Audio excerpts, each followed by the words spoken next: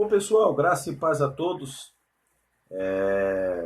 Nós estamos tratando aqui de uma série de 4 vídeos sobre o que é a lei de Moisés, o que é o Sinédrio, a, a, a, a Igreja Primitiva e o Sinédrio e os gentios e a lei de Moisés.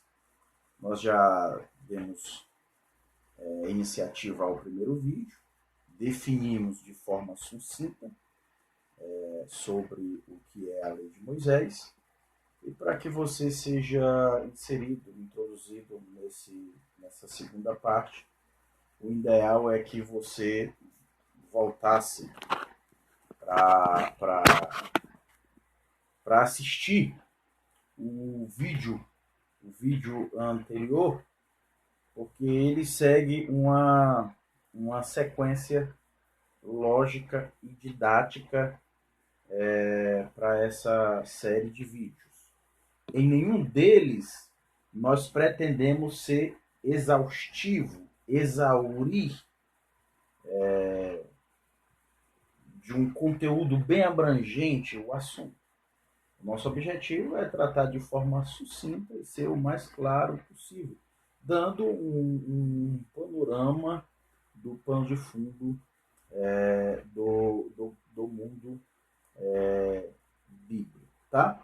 Então, a nossa segunda parte, que é a parte 2, tivemos a parte 1, agora a parte 2, o que é o Sinédrio. Né? O que é o Sinédrio? Esse termo, é óbvio que nós não encontramos na Bíblia hebraica. Geralmente, as fontes onde nós encontramos esse adjetivo que classificamos como Sinédrio é a Bíblia cristã, as literaturas rabínicas e historiadores como Flávio Josefo, que era ali contemporâneo ao período de Cristo. Tá? Então, essas são as fontes que nós encontramos desse adjetivo institucional chamado Sinédrio. É óbvio que nós não vamos tratar, como eu falei, nós não temos esse objetivo de tratar o Sinédrio em todas as suas peculiaridades no Novo Testamento, nos historiadores como Flávio José e na literatura rabínica. Esse não é o nosso objetivo. Nós sugerimos que sejam adquiridos materiais bons que tratam sobre isso, como o material de Joaquim Jeremias, né, Jerusalém na época de Jesus. Também esse livro aqui é um livro muito bom, eu gosto muito desse livro. Na página 213, não sei se você vai poder ler aqui, ó. Página 213, o Sinédrio tinha permissão para executar uma sentença de morte. Ele vai dedicar aqui, eu acho que em torno de 10, 15 páginas, não sei, não lembro agora, decorado, só para tratar o Sinédrio num período histórico, narrativo da Bíblia cristã, conhecida como a Segunda Aliança, né, o Segundo Testamento. Então eu sugiro essas obras. Agora, o que vem na minha cabeça são essas, de Joaquim Jeremias, Jerusalém na época de Jesus, e esse livro aqui, As Narrativas do Evangelho como História, né? Jacob van Bruggen. Vamos voltar aqui para o nosso objetivo do vídeo. Né? O que é o Sinédrio? Tá? O que é o Sinédrio? O Sinédrio, ele é a Suprema Corte, né, judaica. Né? A Suprema Corte judaica é da lei de Moisés. Né? A lei de Moisés. Né? O Sinédrio, ele era responsável para administrar a justiça, interpretar e aplicar a lei de Moisés ao povo de Israel. Tá? Qual é a origem do Sinédrio? Né? A tradição judaica essa é uma questão discutida, né? Mas a tradição judaica antiga, ela vai atribuir a origem do Sinédrio aos 70 membros que ajudavam a Moisés na administração. Está lá, se não me falha a memória, ou é em Êxodo ou em Deuteronômio, ou os dois, né?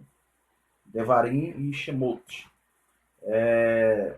Quando o próprio Deus ele vai orientar Moisés para separar 70 anciões para que o ajudasse na administração, tá?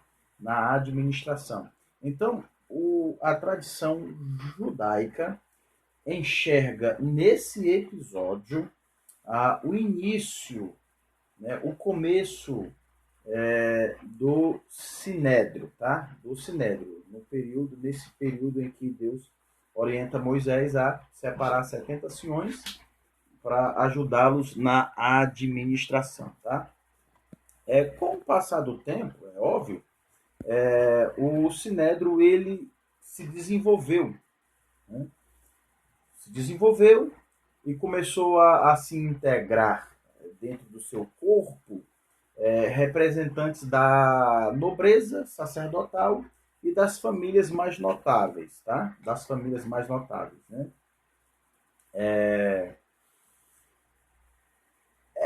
Outra coisa digna também de ser mencionado é que esse termo sinédrio ele só vai ser atestado somente no período do rei Hircano, que é no século II a.C., né? Perdão, Hircano II, que é 63 a 40 a.C., tá? Nesse período, né? Isso não quer dizer que o sinédrio ele não existia antes, tá? Talvez o sinédrio ele não existia com esse termo e com essa conotação mais política e institucional, que passou a se desenvolver pós-cativeiro babilônico. Mas realmente, já na época de Moisés adiante, a gente já vamos ver sacerdotes, levitas, juízes responsáveis para aplicar a lei e regulamentar a vida social do povo pela lei de Moisés. Mas é só após, de fato, após o período do cativeiro, é que o sinédrio ganha um escopo mais institucional e com um cunho um pouco mais político, né? Político. Então, o sinédrio, ele na época de Jesus, ele era o órgão principal que julgava, tá, as causas que lhes era próprio a lei de Moisés, né?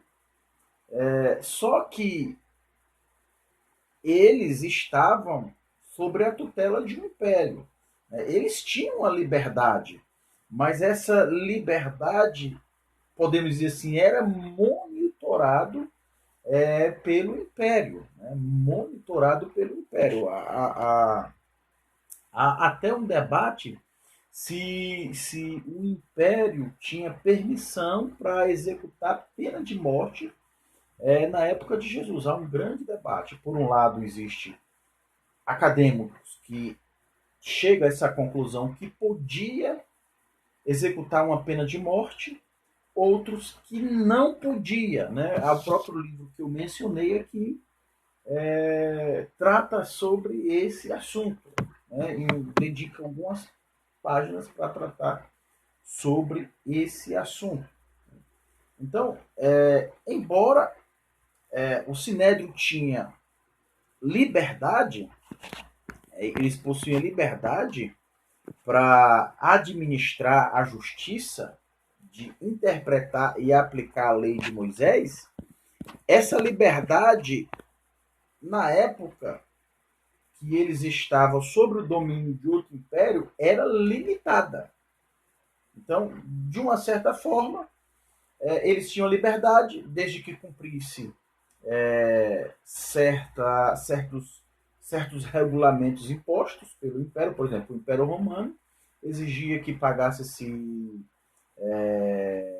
tributo, que mantesse a horda e mais outras regras, né? Desde que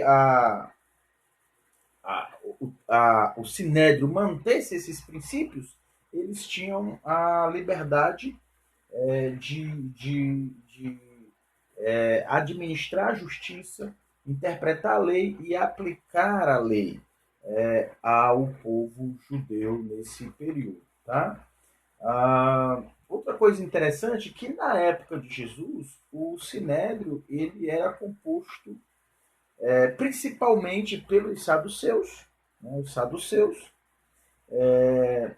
por escribas e também por fariseus. Então, nesse período da época de Jesus, a, a, o Sinédrio era composto por eles, né, os escribas, os fariseus e principalmente pelos saduceus. Então, eles eram os responsáveis para administrar a justiça, de interpretar e aplicar a lei de Moisés na vida social do povo judeu. Então, a lei de Moisés exigia que se tivesse uma instituição que aplicasse a lei, que interpretasse a lei, que administrasse a justiça na vida do povo. E esse povo, e essa instituição era a Corte Suprema, chamado Sinédrio. Tá? Então, que Deus o abençoe. Até a próxima série.